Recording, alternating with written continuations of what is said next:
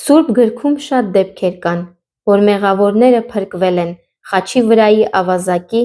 կամ տաճարի միջի մաքսավորի պես աղոթելով։ Հռովմեացի Ժ 13-ում ասվում է. «Ով որ Տիրոջ անունը կանչի, կապրի»։ Շատերը հավատում են, թե մեղավորը չի կարող փրկվել առանց աղոթելու, առանց Աստծո անունը կանչելու։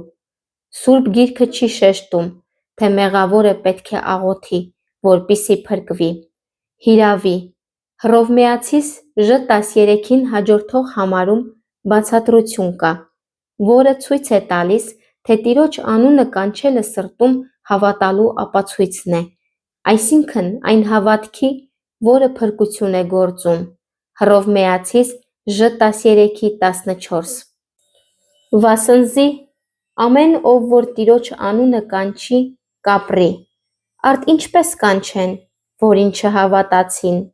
և ինչպես հավատան, որից չլսեցին, և ինչպես լսեն առանց քարոզողի,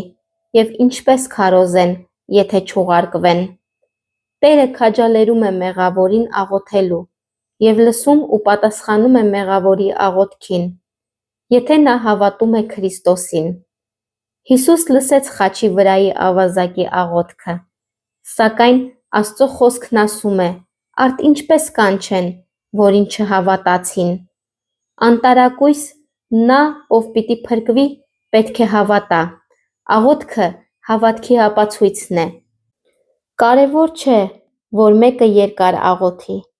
Եթե Քրիստոսին չի հավատում, չի փրկվի։ Եթե Քրիստոսին հավատա, առանց աղոթքի էլ կփրկվի։ Միայն մեկ ծրագիր կա փրկության, և միայն մեկ քայլ կա, որ մեղավորը պետք է անի իր փրկությունն ապահովելու համար։ Այդ քայլն է հավատալ Տեր Հիսուս Քրիստոսին։ Ինչ-որ ձևով քարոզիչներն այն տպավորությունն են թողել, թե Աստված խստասիրտ մեկն է,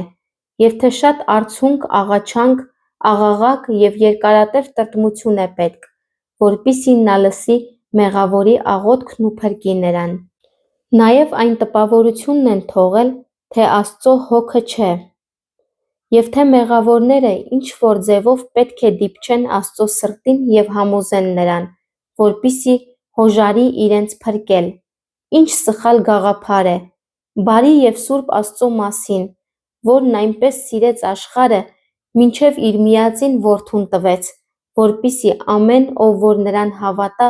չկորչի, այլ հավիտենական կյանք ունենա։ Մարդու մեղքերի համար գինը վճարված է,